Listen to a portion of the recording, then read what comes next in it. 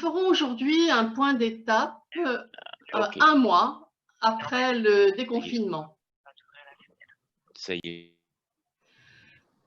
Après avoir repensé l'organisation de son entreprise, mis en place les mesures sanitaires, réfléchi à la distanciation, pensé à la réintégration ou au maintien de leurs collaborateurs, leur maintien en télétravail, pardon, de leurs collaborateurs, les chefs d'entreprise passent de l'euphorie du déconfinement à la réalité économique et sociale.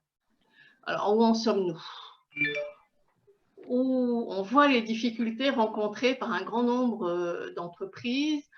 On voit également le nombre de demandeurs d'emploi exploser. Et on nous dit que ce n'est que le début.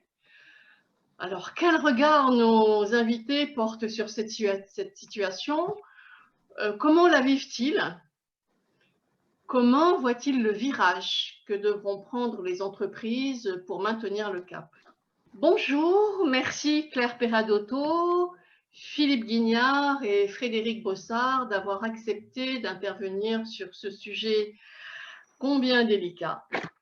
Peradotto, donc gérante de la société Peradotto Publicité, c'est vraiment qu'on a vécu cette période comme un état de pause, parce que nous avons une société donc, de signalétique, tout ce qui touche au côté événementiel. Effectivement, ça a été un gros stop. Du jour au lendemain, tout s'est arrêté. Pratiquement 100% de nos effectifs sont partis au chômage partiel, en activité partielle, et nous avons dû nous réinventer. Donc, je pense qu'on en parlera peut-être dans un deuxième temps. Et je pense que ce que j'ai vécu représente un petit peu en fait ce qui se passe au niveau un petit peu quelque part national, avec toutes les aides qu'on a pu avoir, le pré-rebond qu'on a eu de BPI, le PGE qu'on a eu par rapport aux banques, et qui nous ont bien aidés et qui nous permettent aujourd'hui de rebondir.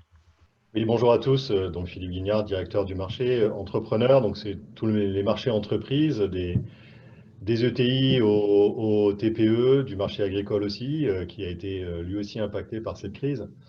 Alors sans rentrer trop dans le détail dans l'immédiat, on l'a vécu, nous, de deux manières.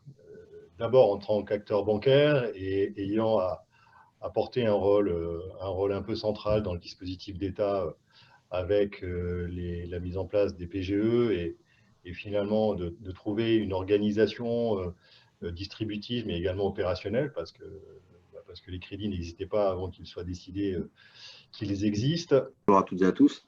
À la différence de Claire qui, elle, a eu un arrêt immédiat, nous, on avait la chance d'avoir un carnet de commandes. Donc, nous, on n'a pas eu d'arrêt immédiat. Et il y a pas mal de sociétés comme nous, en fait, du fait que Claire intervient immédiatement. Tu m'arrêtes si je dis une bêtise, Claire, mais en fait, tu interviens immédiatement et tu es sur le terrain immédiatement et tu dois poser. Nous, on a un laps de temps pour réaliser un site internet, 2, 3 mois, 4 mois. Donc, on avait ce carnet de commandes. Donc, aujourd'hui, on a travaillé, on n'a pas fait appel au chômage partiel parce qu'on avait ce carnet de commandes et qu'on a tourné. La vraie problématique maintenant, au redémarrage, c'est quel sera le redémarrage. Est-ce que les entreprises et nos commanditaires vont repasser des commandes et vont continuer à travailler dans cet axe-là et donc l'économie va repartir? Ou est-ce qu'il y a une pause? Et dans ce cas-là, des sociétés avec le profil de la mienne, c'est-à-dire un carnet de commandes à finir, ben on va avoir une chute en fait des commandes qui sera plutôt à partir de août, septembre, octobre. Les indicateurs sont complètement au rouge. C'est-à-dire qu'on est avec une dette à 120% du PIB, avec un déficit au niveau de l'État de 220 milliards. La sécurité sociale, elle est à 52,2 milliards. Donc là, vraiment, c'est la situation au niveau économique, on peut dire qu'elle est au rouge. Les points positifs par rapport à l'État, ce qu'ils ont mis en place, effectivement, c'est l'activité partielle. Heureusement, ce qui est arrivé à point nommé. Il y a le PGE qui est arrivé avec le prêt garanti et j'en ai bénéficié. Il y a le prêt rebond avec BPI parce que le PGE, c'est 0,25. Le prêt rebond avec BPI, c'est 0%. Donc là, il y a quand même, on sent qu'il y a eu une aide, heureusement qu'il y a eu cette aide. 4 idées reçues sur lesquelles, je veux dire, on se bat, c'est la première idée reçue et qui est complète. 4 idées reçues qui sont fausses, c'est que réduire le temps de travail qui donne du travail à tout le monde, c'est faux. Quand on voit par rapport aux 35 heures, je veux dire, c'est pas parce qu'on travaille plus, on voit dans certains pays, quand on est à 39 heures ou plus, ça fait le plein emploi. 2, la robotisation, elle ne détruit pas l'emploi. Donc, ce n'est pas parce qu'on industrialise qu'on va enlever des emplois, c'est d'autres emplois qui vont être créés. 3, travailler plus longtemps, ça n'empêche pas les jeunes d'accéder à l'emploi. Souvent, on a l'image de dire il faut pousser les vieux, je veux dire, à partir de la retraite, on n'aura plus d'emplois, c'est faux. Et 4e point, plus on augmente les impôts, plus on accélère les rentrées fiscales. Donc, une économie plus numérique, une économie plus verte et plus durable, avec une économie circulaire. Quand on voit qu'on a 5 millions de tonnes de déchets d'emballage chaque année, c'est fou. Donc, il faut repenser une économie circulaire. On a vu pour la planète ce qui se passait, c'est qu'il faut absolument qu'on pense à l'avenir, à nos enfants et à la planète. Donc, c'est hyper important et l'entreprise peut y contribuer. 3e point, c'est une économie plus locale. Made in France, c'est plus que jamais en disant pourquoi le Made in France, c'est qu'on aura une sécurisation des approvisionnements, on a une réduction de l'impact environnemental, on aura une accélération de la mise des produits sur le marché, on aura aussi une diminution de l'impact sociétal. Le 3e point, pour nous, c'est une économie plus innovante avec évidemment la 3D et plein d'autres choses, donc il faut innover. Et le dernier point sur lequel ce qui me tient à cœur, c'est une économie plus sociale. C'est-à-dire qu'on le voit, il faut plus de souplesse, de flexibilité, une confiance renforcée dans les équipes. On a vu qu'avec le télétravail, il y a une nouvelle forme de travail qui va voir le jour. Et il y aura un mixte. Alors, on pourra parler du télétravail avec les avantages et les inconvénients. Et le plus important, c'est de s'interroger sur la raison d'être. Pourquoi on est là? Et c'est exactement, si je peux illustrer par mon propre cas, moi, je suis vraiment jusqu'à présent, je ne faisais que de la signalétique et produire pour une demande client. On a fait des enseignes pour l'Alliance, on fait des kakémonos, de la décoration de véhicules, et on ne faisait que répondre à la demande. Et quand on s'est retrouvé en état de pause, parce que tous nos chantiers se sont arrêtés, on nous a dit n'intervenez plus sur les chantiers, n'allez plus poser, il a fallu se réinventer. Et c'est à ce moment-là qu'on a repensé à quelle était notre raison d'être. Nous, c'est le côté positif, le côté challenge. Et il y a des gens qui nous ont demandé des hygiaphones, c'est-à-dire au niveau de la protection.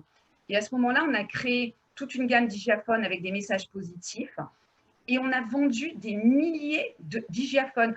Donc, même si j'ai été mis au chômage partiel dans un premier temps, j'ai rappelé tout notre personnel bien avant la fin. Et on a produit des hygiaphones, des marquages au sol qui ont été distribués dans tous les commerces. On a fait des distributeurs pour gel, on a fait des clés sans contact, on a fait plein de nouveaux produits. En 4 jours, on a dû créer un site internet marchand. Donc, on a dû accélérer tout ça parce qu'on a essayé de raisonner par rapport à ce qui était notre raison d'être. Je pense qu'il faut repenser quand même en vraie responsabilité que la banque est un agent économique qui permet la circulation de l'argent de manière très basique entre ceux qui épargnent et ceux qui empruntent. Et pour être un peu caricatural, mais voilà, et que nous, en tant qu'établissement bancaire, enfin Crédit Agricole, on est une banque coopérative, donc on appartient à nos clients, et nos bénéfices sont réinvestis dans l'entreprise pour consolider nos fonds propres et nous permettre de pérenniser notre activité et de pouvoir continuer de cette manière à accorder des crédits à l'ensemble des acteurs économiques de notre territoire, qu'ils soient des particuliers, des collectivités publiques ou des entreprises. Donc, de fait, cette crise-là, elle ne fait que mettre en exergue ce que nous sommes, quelle est notre mission et ce que nous savons faire. Donc, effectivement, nous avons été assez fortement sollicités. Je suis allé récupérer quelques chiffres.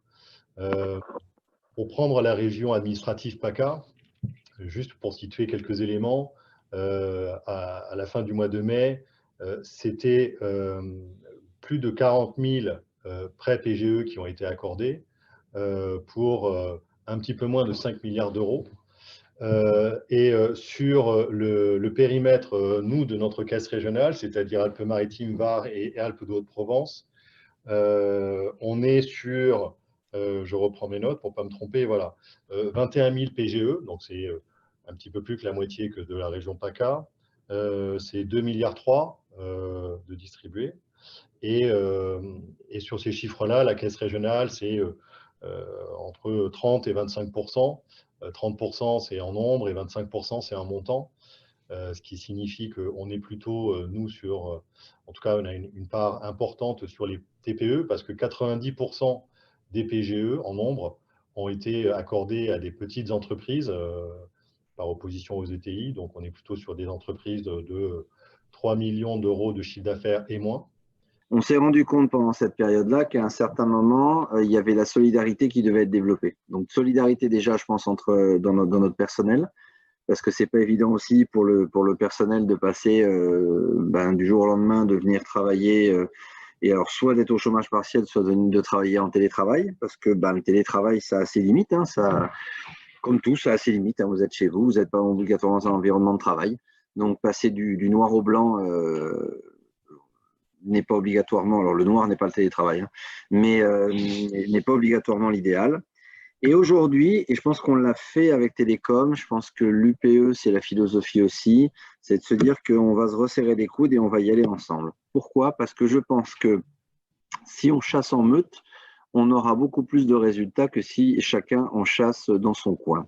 Et que sur le territoire qui nous intéresse, on a quand même beaucoup de sociétés qui sont performantes et qui peuvent, en s'associant, faire de beaux produits ou répondre à de nombreux appels d'offres ou à de nombreux marchés. Ce que j'aimerais aussi, sans faire, mon discours, ce n'est pas du régionalisme en disant il faut commander absolument dans la région, mais ce que je voudrais quand même, c'est qu'à un certain moment, on n'aille pas chercher à l'autre bout de la France, voire même à l'autre bout de l'Europe ou du monde, des compétences pour faire un certain nombre de choses qu'en fait, on a nos entreprises ici locales qui sont capables de les faire.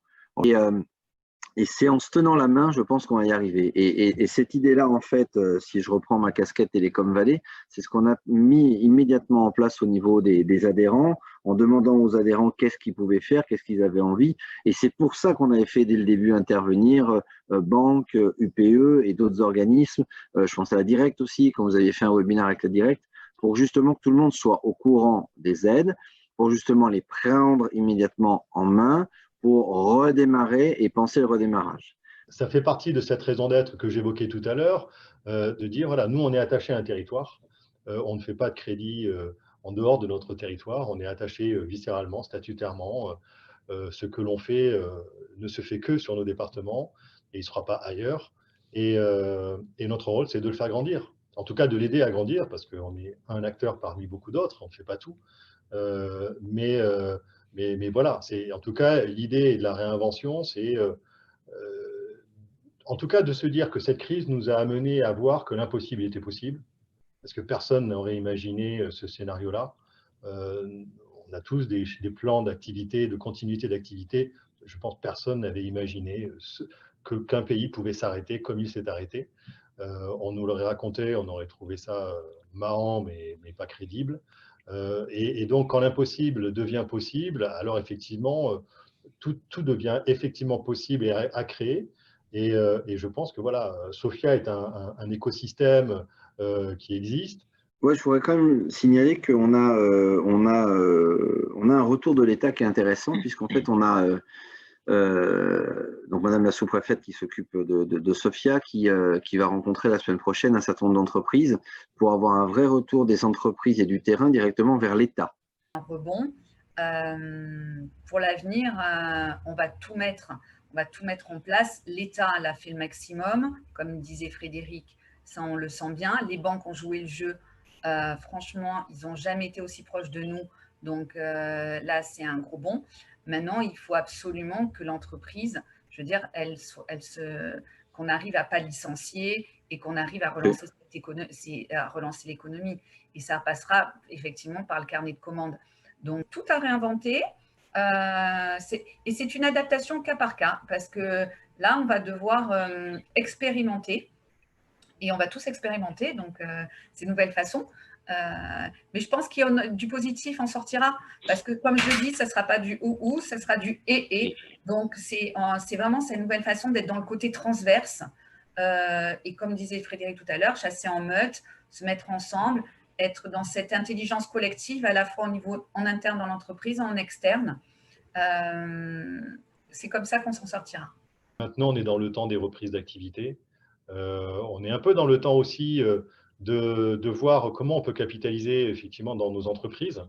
Il y a une précédente question interrogée sur la manière dont on avait vécu avec les représentants du personnel, nos collaborateurs. Je pense que dans cette crise, voilà, il n'y a pas que des malheurs. Claire Peradotto le disait, on n'aurait jamais imaginé avoir des rendez-vous clients à distance. Aujourd'hui, c'est possible. Nous, c'est vrai que dans la banque, le télétravail, c'était pour nous assez peu envisageable. En plus, nous, on a un modèle qui est un modèle relationnel. On a fait le choix d'avoir des agences, d'avoir des gens physiques et pas être sur des plateformes. Bon, mais voilà, la crise nous a mis en situation, pour un certain nombre de nos collaborateurs, d'être en télétravail. Beaucoup est resté sur place, mais c'est aussi de se dire, voilà, comment est-ce que ça nous fait grandir en élargissant les possibilités et les perspectives. Ça a aussi fait grandir un peu, je trouve, en tout cas certains de nos collaborateurs. Nous, on en a certains qui se sont révélés. Et je pense que ça renforce aussi une transformation qui était un peu sociétale. Aujourd'hui, celles qui n'ont pas levé de fonds et qui cherchent des fonds, bah, l'innovation, c'est ce qui va… Alors, Claire parlait d'innovation, mais l'innovation, c'est une entreprise existante. Et ça, j'y crois fortement. Mais l'innovation pure et dure de la start-up qui arrive et qui doit convaincre d'un nouveau concept ou d'une innovation ou même d'une recherche, aujourd'hui, c'est beaucoup plus difficile. Donc, il y a un plan qui a été mis en place par le gouvernement au niveau des start-up parce que c'est une typologie très particulière de société. Ce plan a été présenté la semaine dernière. On en parlera d'ailleurs sur Télécom Valley la semaine prochaine puisqu'on a une communauté start-up. Que là, par rapport à tous les éléments que vous avez évoqués, donc il y a beaucoup d'éléments extrêmement positifs sur lesquels effectivement la solidarité va devoir fonctionner, être ensemble, imaginer, innover, réinventer les choses. Est-ce que par rapport à votre pratique professionnelle, est-ce que vous avez alors de la part de l'UPE, de la part du Crédit Agricole en tant que banque, est-ce que vous avez des recommandations ou des priorités que vous conseillerez pour les entreprises qui seraient dans la situation d'essayer de garder le cap dans la tempête? Claire, peut-être? Pour moi, c'est l'entraide, la collaboration et la solidarité. Donc, c'est de se mettre dans les réseaux. Évidemment, je vais dire de venir à l'union patronale parce que le but, c'est l'entraide des chefs d'entreprise. Il y a eu, comme dit, il y a eu beaucoup de webinaires. Il y en a eu 49 pendant la crise. Et tout le monde en a eu la directe. Donc, chacun a pu trouver des sources d'informations. Et c'est plus que jamais, c'est de se tenir informé, première chose. Et puis, quelque part, justement, s'entraider, travailler sur les réseaux, être à la pointe de toutes les technologies et surtout, donc, s'informer. Donc, on doit se regrouper, j'ai parlé tout à l'heure, on doit se regrouper. On a des organisations comme Télécom, ce numérique, comme UPE au niveau beaucoup plus large. Et je pense que les chefs d'entreprise ne doivent pas être seuls. Et pour les startups, c'est pareil. On a quand même, nous, on a fait une communauté sur Sophia Antipolis avec Télécom Valley Startup. Vous avez l'association des startups sur Nice, vous avez sur Grasse Canisup, vous en avez une, sur Cannes, Canisup et sur Grasse, vous en avez une aussi. Il faut que les startups se regroupent. Là, par exemple, moi, au niveau de ma startup DataMove, on est en train de travailler avec Bicheri. On a présenté un projet au niveau de la région aussi. Donc, 2 startups qui s'associent et qui essaient de monter un projet ensemble. Donc là, c'est comme ça qu'on va y arriver. Voilà. Être proche de ses clients. Nous, c'est ce que l'on fait, mais je pense que globalement, pour une entreprise, surtout en période de crise, quand ça va un peu moins bien, renforcer sa présence, y compris en utilisant le fait de pouvoir le faire à distance et de pouvoir avoir une forme d'intensité renouvelée en comparaison de on se déplace et finalement on ne peut pas faire beaucoup de rendez-vous de la journée. Et quand je dis être proche de ses clients, c'est aussi pour comprendre quelle est leur situation et aller chercher aussi de la visibilité, à la fois dans la relation qui nous unit, Est-ce que ce lien de confiance, mais bien sûr, vous êtes toujours mon fournisseur, etc., mais également comprendre aussi au travers de cet échange quelles sont les perspectives de rebond et de reprise, premièrement.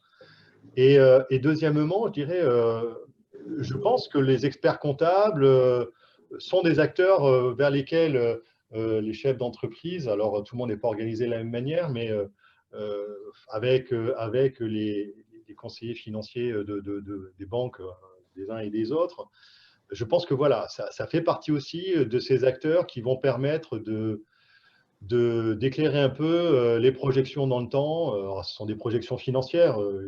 Ni le banquier, ni l'expert comptable ne va aider une entreprise à développer son chiffre d'affaires, bien évidemment. Mais on a aussi besoin, à un moment donné, de traduire en projection financière, finalement, ce qui se passe là, c'est quoi les perspectives et j'ai quoi comme possibilité derrière et ce sur quoi je dois réfléchir. Et voilà, je pense que c'est pleinement leur rôle et que plus on échange là-dessus aussi. Déjà, je parlais de la solitude du dirigeant, mais voilà, je pense que psychologiquement, ça fait du bien aussi de partager à plusieurs une situation, de faire fonctionner plusieurs cerveaux. Et voilà.